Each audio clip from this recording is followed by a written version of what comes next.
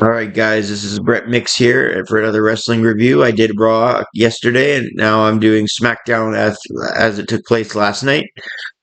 New channel here. I'm trying to get it off the ground, so I thought what better way to do that than to review the current shows because this is a history of wrestling channel first and live events, not house shows, live events, Raw and Smackdown and pay-per-views I'm going to be reviewing because I want to broaden the algorithm. I want to get this channel off the floor. So feel free to like or subscribe and or comment in the comment section after this. Tell me what I can improve upon. I don't got the fancy equipment here, but one day I will. And it's more about the knowledge and the communication skills than it is the fancy equipment. I think anyway. So I'm pretty sure you'll like this channel if you give it a chance. But without further ado, let's go to SmackDown, September 15th, 2023 from Baltimore. Baltimore. That's where I watched the show. It was actually from Denver. Sorry about that. I just watched the Terry Funk and Ric Flair in one of my Match of the Day reviews, and it was from Baltimore. So sorry, it was in Denver, Colorado, and this was a big event. It had John Cena scheduled to go on the Grayson Waller show. It had that advertised. It had the Miz and LA Knight advertised. LA Knight continues to impress, but the show started off with a big surprise, and that's to put it lightly. Pat McAfee came out, and if that was a surprise, that would have been all right, but it wasn't in the long term because just a few moments after that, Austin Theory interrupted him, and while that wasn't surprising, right a few minutes after that, Pat McAfee said, "This is the people's show," and you know what that means. And nobody in the crowd would have had any idea until that line. But even when that line was said, people still would have been hopeful but doubtful. And if you smell a hit the PA, everybody went crazy. There was the loudest "oh" that I've heard from the crowd since John Cena's '08 Rumble return. That was a more of a oh. Then they chanted "Holy shit!" The Rock took his time getting to the ring, and the reason they do that is because they want people to social media call each other. That's old school calling each other, tweeting. Oh my God, the Rock's on! And they want the Rock's in ring.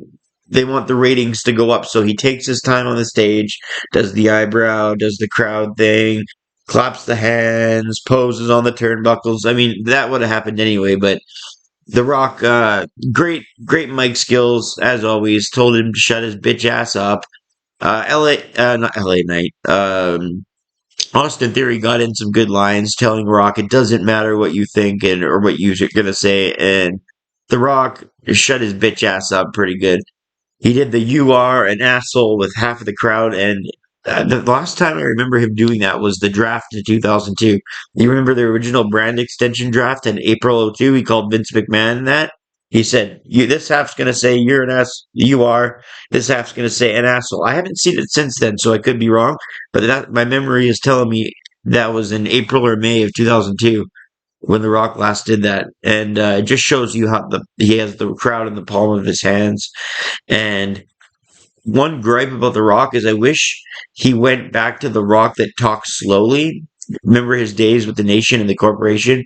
Not, I know he was a heel then, but in 1999 when he went face in April of '99, he went face and he still talked slowly even as a face. I'll give you an example.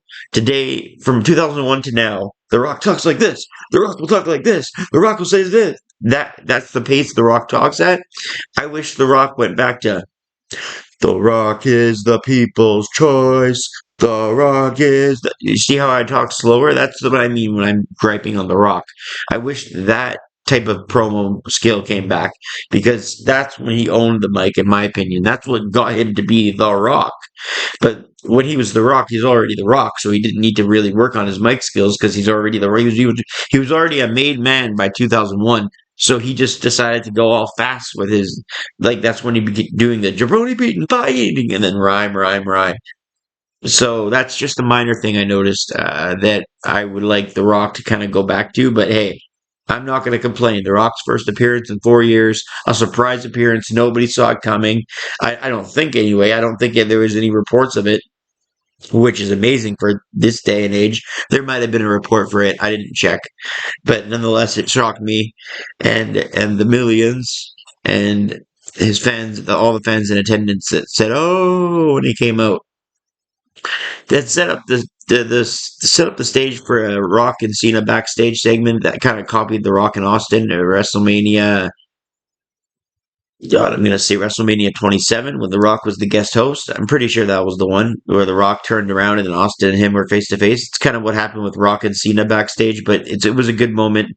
Cena and Rock welcomed home. They gave a hug and a handshake.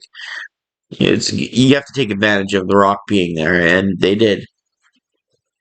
Finn Balor had a quick match with AJ Styles. Obviously, these two can do wonders. I remember back in 2018, I think it was Payback or Fastlane or one or the other. They had a match when Finn Balor was the Demon, and that was just like a 4 star and a quarter match. I remember 4.25 from my point of view. I think even Dave Meltzer gave it something around there as well. Not that Dave Meltzer is the king of all wrestling matches and rules the world or anything, but nonetheless, they only got TV time, so it was a decent match. Uh, Jimmy Uso got revenge from last week, so he helped Styles lose, and the Judgment Day's Finn Balor won the match. Gave a nice little suspense. Who is he trying to help? The Judgment Day? Is he trying to go to the Bloodline? All that stuff. I want to talk about the duo of the Street Profits and Lashley. It has potential. I just think Lashley should stay away from the mic if he wants to be this badass. I think the less words said, the better, and especially if he's going to be uh, with the Street Profits because they can speak.